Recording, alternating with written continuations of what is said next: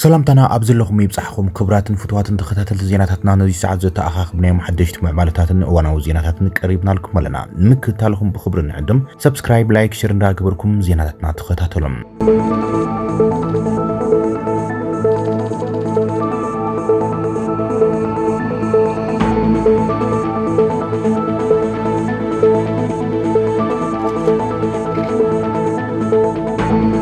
تأمت قبل علي زي حقاو ماتم تسريحو زي حقاو منقصاص يقبر له كم زلو غليصوم يقاطمو زلو صقمات زي حقاو تكباراتن كيغافحون كيغالون بزي بيلون اتنتكالات ناي سالساي وغن طقعات كيغالصان مغبار غبو طنقان تعغستن كم زلي غليصلام بعل حضرا بورت امت سنه 24 2017 عام تمرت ابزو صم مغلصيم عبت امت تفطيرو زل صقم نمفتح مس بيرو فتحن جيجاو محدار بمخان صعر يقبر كم زلي غليصوم زرعنا يسرح رخكب كي تغبر بزي حقاو ماتم زفصم زلو تكبار بو ابيل زوحاب زخون عينت ممرحيم كي تكبر دمام نملا سرحتنياتات ماخل انفستمنت بيت صفت مغبار سناين نامر حت كالاتن اتحساسي بولم اتي بعل حاضر بورد بس تجمير زلو منجدي فتح زي مسن ناب نبر زي ملسن دحر كوينغن كلهم عينتات حقاوي مسرحات صنقيو بمطقام اتصقم نكفتح كم سرح باصنعت غليصلهم بعل حاضر بورد تمت ابزرقهم زرزر حبريتام بدكتور دبرصن غبر ميكائيل زمرح وحات زمرصم سبات بتنبار امررحات امت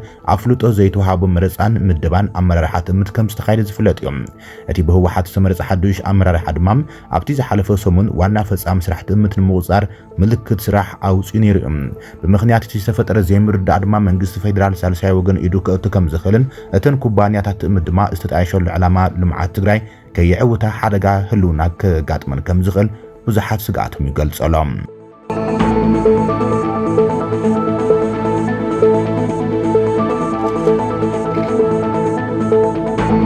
تسفو زينا لمعات دماكا بتقراي تسميع لهم أبي كيد هنصت زركب لوج قرعالتا قوح 700 تاويت هنصتو كم تبصح تقليصم حبريتان ركب حزبن وردا حوزين أبي زرقحو حدوش حبريتام منقس فيدرال بزمر دول لعلي بر حادنت بخلته بيليون وسعيز هنصلهم لوج قرعالتا قوح أمرار حوردا حوزين عودة أكايدهم لهم أكايد سراح لوج قرعالتا قوح انجينر قبايو تسفاي كم زقلصم أبي لعلي 100 هكتار مريت زعارفن بلعلي بر حادنت بخلته بيليون بر بجت تمدي بزهن نزلهم زمناوي لوج أبز حزوان هنصتو 700 تاويت كم زبز حبري هلام دعلي تشعاتو ميت سرحتنياتن 33 ماشينريتاتن حيزو سرح زلهم اتولوج أبورحي بماخلاي كساب سوساش لترو نداديم كم زرليو انجينر قبايو قليصم يخون مبر زي اخول قرب ندادي بزيم هلام كيد هنصتو كي سلت انقفات لزخونم زمكتم أكلات كليلن فيدرال منقستن مفتحي كبو اتي انجينر تصويعم عبتو عدسترخبو وانا محداري ورد حوزين عطو قبر جورجس قبر كيدان كم زغلصون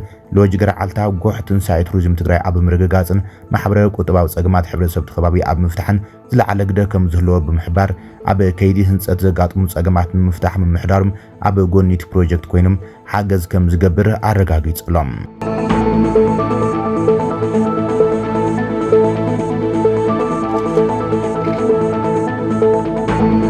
عزازي حيلتات RSF سودان جنرال محمد حمدان دغالو مس مرحي SPLMN الحلو حدوش كيدان كمرح تسماميهم نوس وتادراو حيلي سودان مالتون RSF بشاركتون اب زحالفه سولس حدوش ام حدار كيدان وقعو بمغبار نازازي RSF حمتي زفلط محمد حمدان دغالوم حلافيوم فلوت مرحي عمستي عبد العزيز الحلو دما مكتل غيرو سيمولم زي ابرسه كتما دو دارفور نيالا ابست خايد غازطو مغلصي استغلص سغمتيم مسراوي سودان ابز غبرو كينات اب تحتي قصر RSF ابز ركبو كبابيتات غناو منغستي نمفتار زغبر زلو صاري زطناخر كم زخونه يتمغلص ملكيتم زي تاسيس ويدما مسراتي تو بهايلو سسي مكيدان نمجمرتا غزا اب ورح لكاتيتس تقلقلم RSF الحلو زمرحو حزباو منقسقاس حارن سودان سمين سودان كالوت بوليتيكاون سيفيلاون غجلتات اب نيروبيم چارتر مستفرارميوم تخونه وقعو مجمارو بسنكتي منጭታት ውሽጣዊ ክርክር ኢሎም ዝገለጽዎ ተደናጉ ይጸኒሕም ወሃብ ቃል ኪዳን ዓለድን ንቆት ነጋዜጠኛት ኣብዝሃበ መግለጺም እቲ ጉጅለ ሕዚ መስረታዊ ቻርተሩ ከም ዝጸደቐን 31 ኣባላት ዝሓቆፈ ናይ ምርሕናት ኣካል ከም ከም ዘጣይሽን ገሊጾም ብዜካቲ ንሕመትን አልሒልን ዝመርሕዎ ላዕለዎት ጽሕፍታት ማኪን ሐሚድ ቲራብ ጸብጻብ ናይቲ ኪዳን ኮይኑ ከም ዝተመዘዘውን ንቁድ ገሊጾሎም ንቁድ ነቲ ኪዳን ነቲ አረጊት ሱዳን ዝበሉን ብልሽዋትን ዝፈረሱን ትካላቱን ተቃውሞ ደጊም ብምግላጽ ደገፍቲ ሓዳስ ሃገር ሱዳን ኣብ ምህናጽ ምስኦም ክጽምበሮ ተሓሳሲቦም እዚ ከምዚሉን ከሎ ድማ ጀነራል ሐምዳን ደጋሎም ተኽሲ ዶ ምባል ኣይገብርን ክብል ገሊጾሎም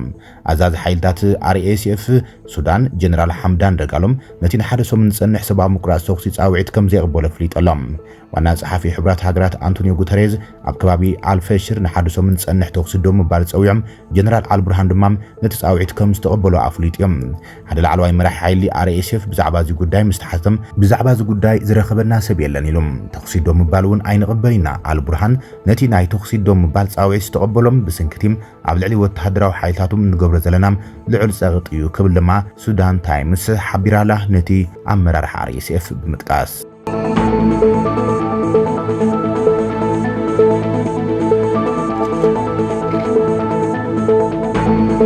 ኢስራኤል ኣብ ጋዛ ተኽሲ ንምቁራጽ ዝቐረቡ ነጥብታት ተሰማሚዓትሎም ፕሬዚደንት አሜሪካ ዶናልድ ትራምፕ ኢስራኤል አገደስቲ ነጥብታት ብምቕማጥ ኣብ ጋዛ ንሱሳ መዓልታት ምቁራጽ ተኽሲ ክግበር ከም ዝተሰማምዐት ገሊጾሎም ትራምፕ ኣብቲ ንሱ ዝውንኖ ትሩዝ ዝተሰመየ ማሕበራዊ ሚድያም እቲ ኩናት ንኸብቅዕ ምስ ኩሎም ኣካላት ክንሰርሕ ኣለና ኢሎም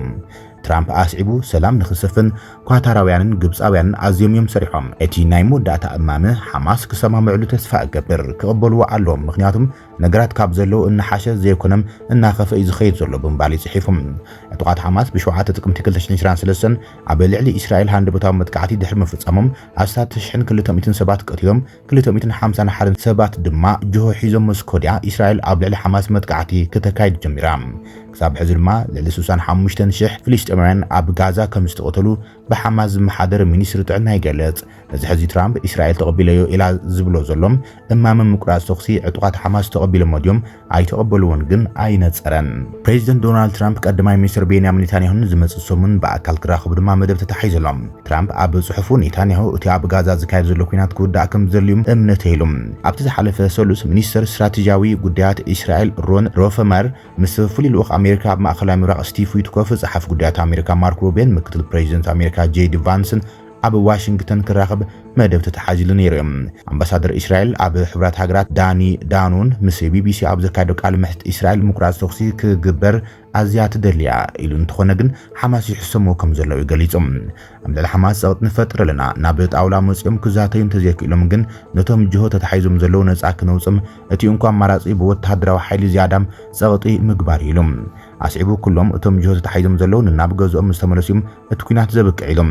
ካብቶም ብ7 ጥቅምቲ 2023 ብሓማስ ጅሆ ተታሒዞም ዝተወሰዱም እቶም 50 ኣብ ትሕቲ ሓማስ ኣሎም ካብዚኦም እቶም 20 ብህይወት ከም ዘለው ድማ ይግመት እዮም ኣብ ዝሓለፈ ሰሙን ሓደ ላዕለዋይ ሓላፊ ዕጡቓት ሓማስ መንጎኛታት ኣብ ጋዛ ሓዱሽ ስምምዕ ምቁራጽ ተኽስን ምፍታሕ ጅሆታትን ምግባር ጻዕርታቶም ኣሒሎም እኳ እንተሃሎም ምስ እስራኤል ዝካየድ ዘተ ግን ደው ኢሉ ከም ዘሎ ሓቢሩ ነይሮም እስራኤልን ሓማስን ዘይተሰማምዕሉ ሓደ ዓቢ ነጥቢ እዩ ዘሎም እስራኤል እቲ ኣብ ጋዛ ዝካየድ ዘሎ ኩናት ሙሉእ ንሙሉእ ደው ንኽብል ሓማስ ፈጺሙ ክበታትን ኣለዋ ትብል ዕጡቓት ሓማስ ድማ ቀዋሚ ምቁራጽ ጻብኦታት ክግበርን እስራኤል ጠቒላ ካብ ጋዛ ክትወፅን እዮም ዝጠልቡ ዘሎም እስራኤል ቅድሚ ሳለስቲ ኣብ ሰሜን ጋዛ ወተሃደራዊ ስርሒት ምክያድ ኣብ ሰሜን ጋዛ ዝርከቡ ፍልስጤማውያን ጠቒሎም ክወፁ ምእዋጃ ይዝከር እዮም ብሶኒ እስራኤል ኣብ ምዕራባዊ ጋዛ ኣብ ግማግም ባሕሪ ኣብ ዝርከብ ሓደ ፍሉጥ እንዳሻይም ብዘካየደቶ ደብዳብ ነፈርቲም ብውሕዱ 20 ፍልስጤማውያን ከም ዝተቆተሉም ደውካትርን መሰኻኽሪ ዓይን ገሊጾም እዮም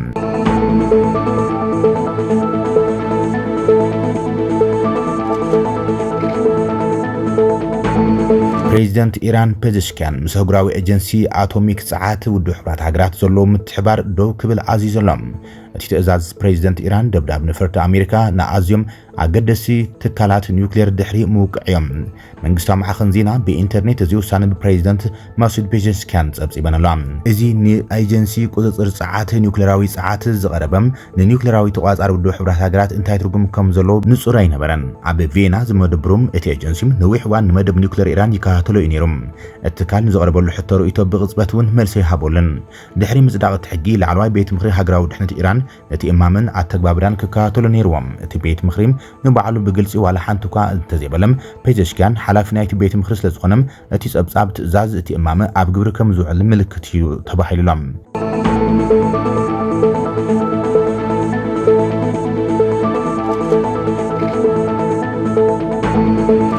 ኣሜሪካ ንዩክሬን እትህቦ ዝነበረት ወተሃደራዊ ደገፍ ከተብቅዕ ከም ዝተቃረበት ተገሊጸሎም። እቲ ምኽንያት ድማ ኣሜሪካ ንባዕላ ዝዓቀበቶ ዕቁር ኣጽዋር ሕጽረት ጋጢማ ስለ ዘሎ ተባሂሉሎም። ዋሽንግተን ዩክሬን ምስ ሩስያ ኣብ ተካይዶ ዘላ ኩናት ቀንዲ ደጋፊት ከም ዝኾነት ዝፍለጥ እዮም።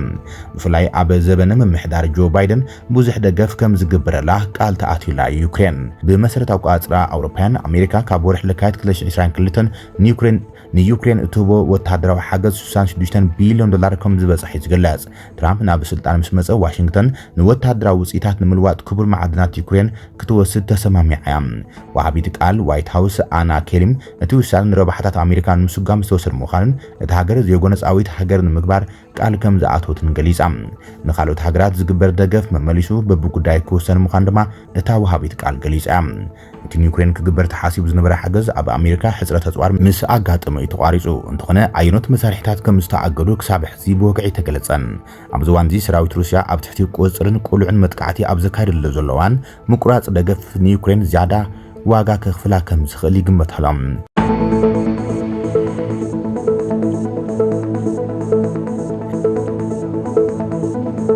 ክቡራትን ፍትዋትን ተኸታተልትና ነዚ ሰዓት ዘተኣኻኽቡ ናይ ሓደሽቲ ምዕባለታትን ዋናዊ ዜናታትን ዛዚምና ንምክትታልኩም ነመስግን። ሰላም